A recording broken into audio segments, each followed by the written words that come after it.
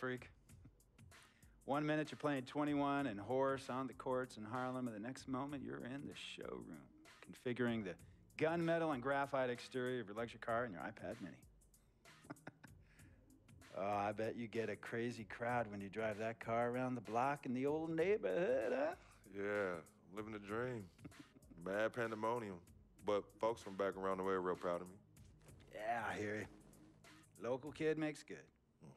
You know, it kind of reminds me of when I took my tech stock public and I rang the New York Stock Exchange bell and my mom's friends called her up and said, "Maggie, is that your son on Bloomberg News this morning ringing the bell?" And my mom says, "Yes, sirree, Bob, it was him."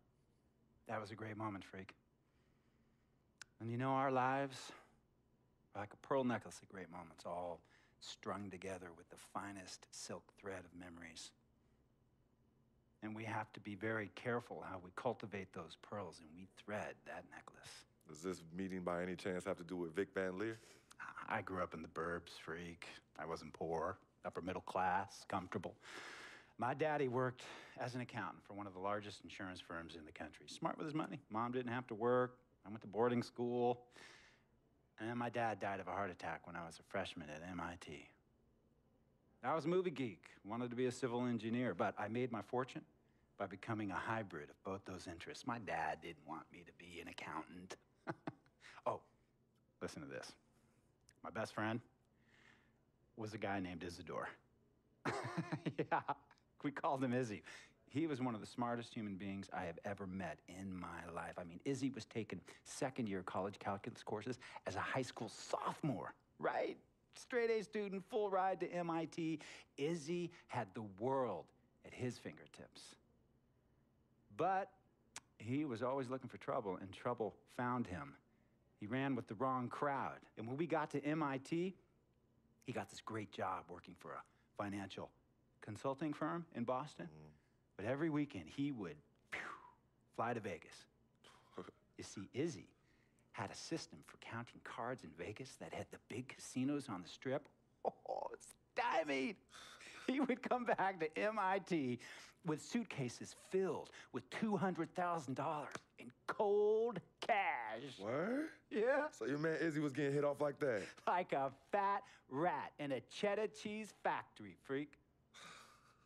Okay, so what happened to this dude Izzy, because he's dope? No, not dope. Dead.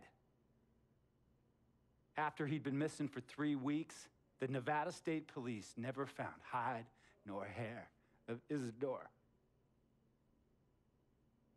And our friendship took a hit when he asked me to hang out with him in Vegas, and I said I wouldn't do it because I knew he was on a dark and twisted path in his life. And yes, he was my dude. But no way was I gonna throw my life away trying to show my loyalty to a guy who really and truly didn't understand what loyalty was all about. So this meeting is about Vic. Correctamente. Okay, well, sir, Vic isn't Izzy. And why's that, freak? Well, for one thing, you and your dead friend Izzy didn't grow up poor. Me and Vic grew up in a neighborhood where we had to look over our shoulder every 2 seconds to make sure nobody was going to walk up on us and rob us. True. Izzy and I did not grow up in the hood. But we, like you, thankfully grew up in a 2-parent household. But even that wasn't enough for Izzy. He wasn't satisfied. He was always looking for a 5-alarm fire when he already had the warmth and comfort of a loving family. This is not about class warfare, freak. This is about the consequences of making bad choices and risking it all when you feel like you have nothing to lose. Vic is like a brother to me, sir. But you shouldn't be Brother Vic's keeper, freak. Would a brother go looking for trouble and put your career and your livelihood at risk by getting into fights at nightclubs and seedy after-hour joints and then scream to the media, "Yeah, it's all good, I'm an FOF, friendo freak. It's all misunderstanding. Y'all be haters, don't hate my game." I don't think a brother would do that to someone they really cared about, but a guy who looked at you like a meal ticket would. No. See, you don't understand Vic. Really? I don't understand. No.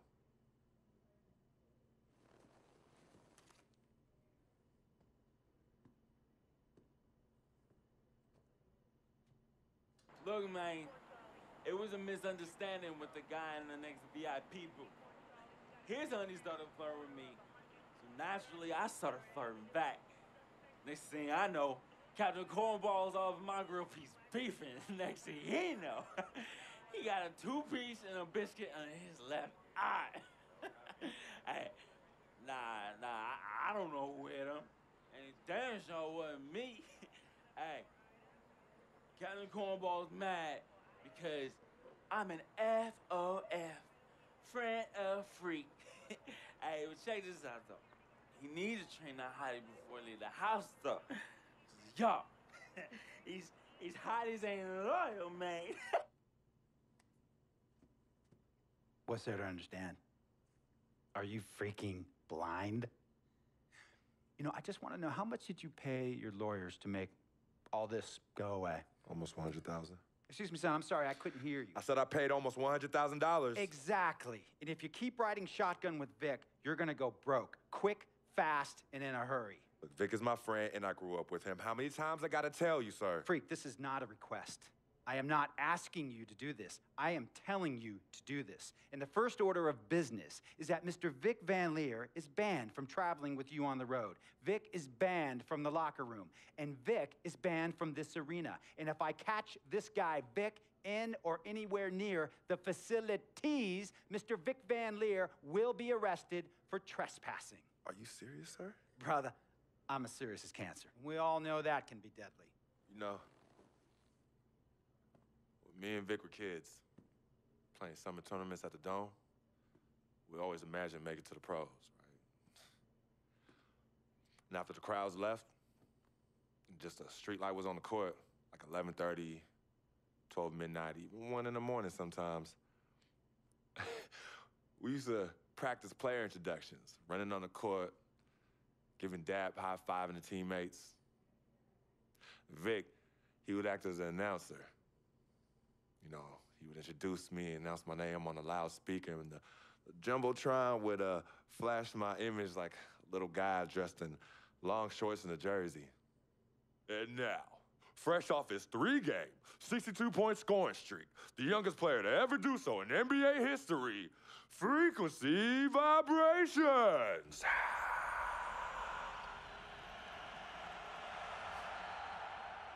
So me and Vic would sit in those empty bleachers at the Dome and dream like nobody's business. And now I'm living a dream. For real. And in so many ways, Vic was part of that. Please, listen to me. I mean, I know this guy's your dude from way back. Look, me and Vic go way back like the front seats of a '67 Cadillac. That's good. We go way back. Did you say front seats? Front seats of a '67 Cadillac. We go way back like the front seats of a '67 Cadillac. Well, do you have any crickets? I'm gonna be the hit once again at Herbie Allen's Sun Valley Shindig because my fellow billionaires love it when I walk and talk that talk. So that almost sounds... No, let me tell you exactly what it sounds like. I respect, admire, and most importantly, love you as a human being and a role model.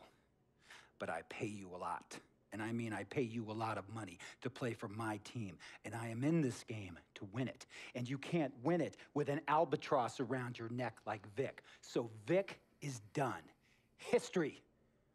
And here's some more lingo that I picked up from a former megastar who used to play for me several seasons ago. Thought I would never release him until I did. And now he's the sixth man on a struggling team in Venice. And yeah, I'm talking Venice with the canals and the gondolas and Harry's bar, not the street ballers next to the fortune tellers on the beach in Cali. This guy used to tell me when he thought there was a player destroying our team, don't be a hero, cut that zero. And that is what I am telling you about Vic, freak. Don't be a hero, cut that zero. The only thing Vic brings into your life is headache. and unwanted and unnecessary negative attention, and it will begin to affect your mindset. And when it affects your mindset, it's going to affect your play. And when it affects your play, it's going to affect my team. And when it affects my team, it's going to affect my money. And if it affects my money, Google Translate will become your new freaking friend. I want a championship ring, freak, and I want you to help me get that ring. And banners after banners hanging from the rafters in this arena. So, freak, hear me clearly and hear me good. V, G, Vic, gotta go.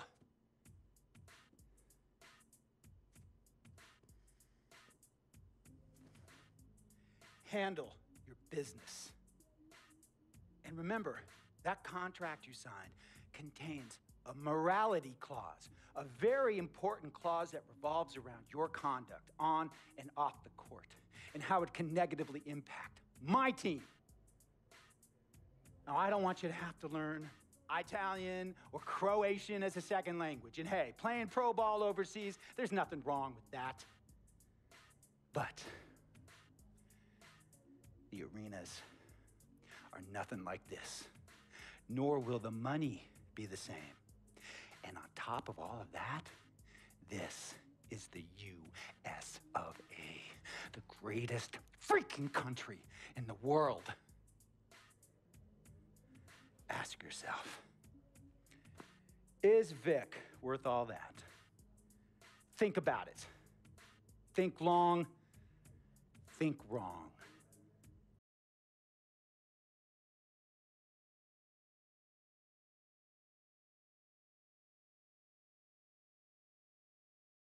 Tell you about Vic. He has his bad rap.